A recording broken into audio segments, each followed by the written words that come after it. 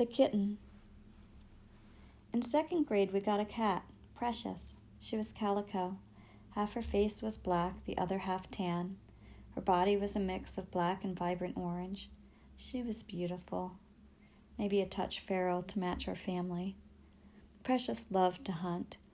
In the morning when I opened the front door to get the newspaper from my father, there would often be a dead mouse or a baby bunny meticulously placed parallel to the newspaper, always on the right side. She would often come by as I reached for the paper, my eyes surveying the small dead offering. Precious would purr with a look of pride and satisfaction. I would look at her, then the dead thing. Oh well, just another thing to clean up. Being an irresponsible lot by nature, our cat was not fixed. Sometime during those first heats, she attracted a few suitors. Male cats would come yowling in our yard. The entire process seemed so cruel.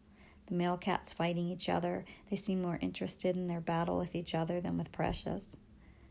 But the big, boring gray one, he used his size and his cunning, besting the other cats, and much to my horror, mounted that cat. Cat sex is just dramatizing. All claws and hisses and meanness. Not really what I expected as a little girl. Definitely not the fairy tale love story. Just clawing the back of my cat and a whole bunch of ruckus.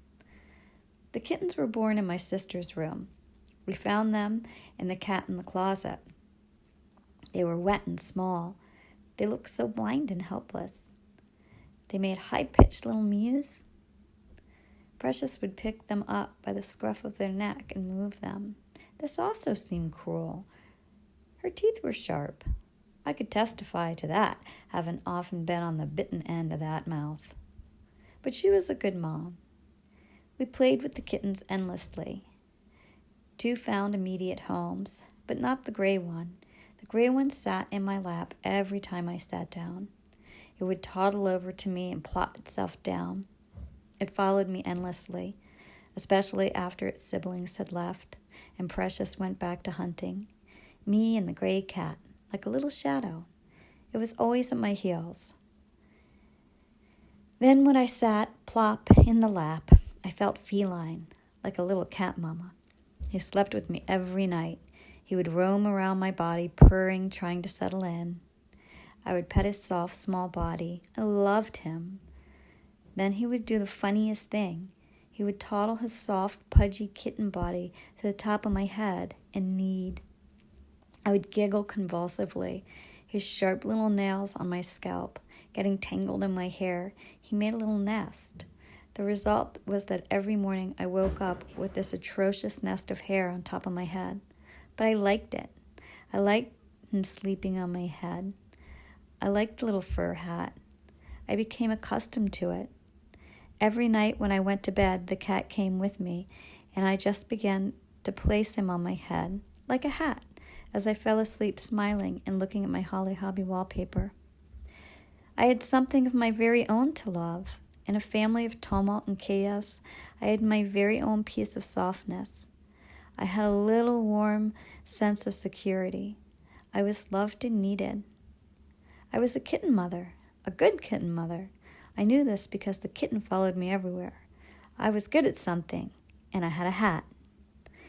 One morning, I woke up and something felt wrong. It was my head. I wasn't hot. I reached my hand to the top of my head. Just matted hair. The kitten was gone. This had never happened before. I sat up. I called for him. He always came to me. He did not. I looked below the pillow. I checked between the crack of the walls and the bed. No kitten. I looked under the bed. No kitten. I got out of the bed and frantically looked under and around everything. No kitten. I opened my door and went downstairs, perplexed and worried. My dad was up. He was always first up. He was a bacon-scented dad. He made breakfast for us every morning, early. I woke up most days to the smell of French toast and bacon, or the dreaded scrapple. Barf. I asked my dad about the kitten. He had not seen it, but it was missing from my head. I told him it was missing from my head when I woke up. How did the kitten get out of my room? How did the kitten get off my head and out of the room? He couldn't open doors. This did not make much sense, but I was a kid. We tend to believe our parents. Something was off. The entire day felt a little off. It was bitterly cold that day, well below freezing, with a wind chill. It was in the negatives. I know this because my father kept telling me about the cold, how extreme the cold was.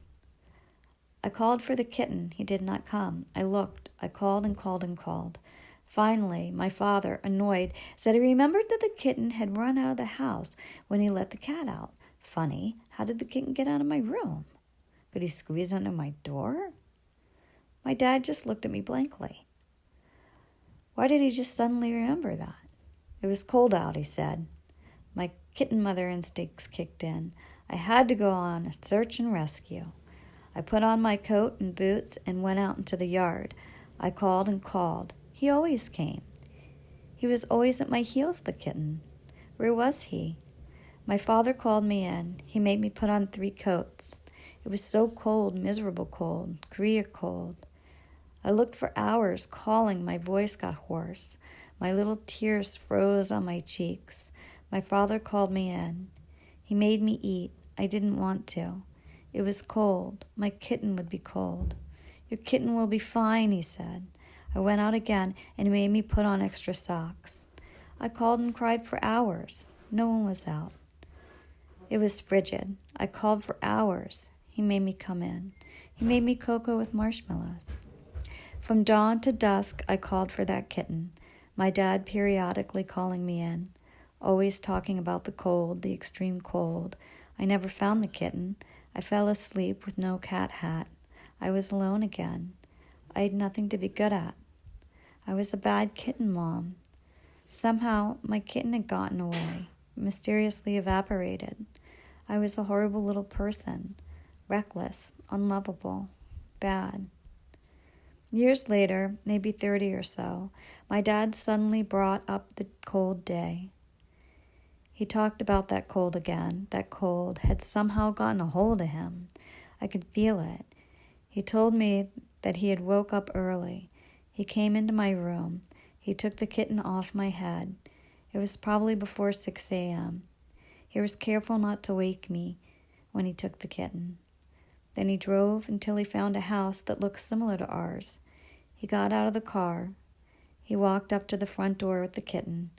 He opened the screen door and placed the kitten on this negative-degree morning between the screen door and the front door. He closed the screen door and left, got back in his car, and came home to make breakfast. I was stunned. I had thoughts rolling in my head, questions why. But I was so shocked I could not grab a thought.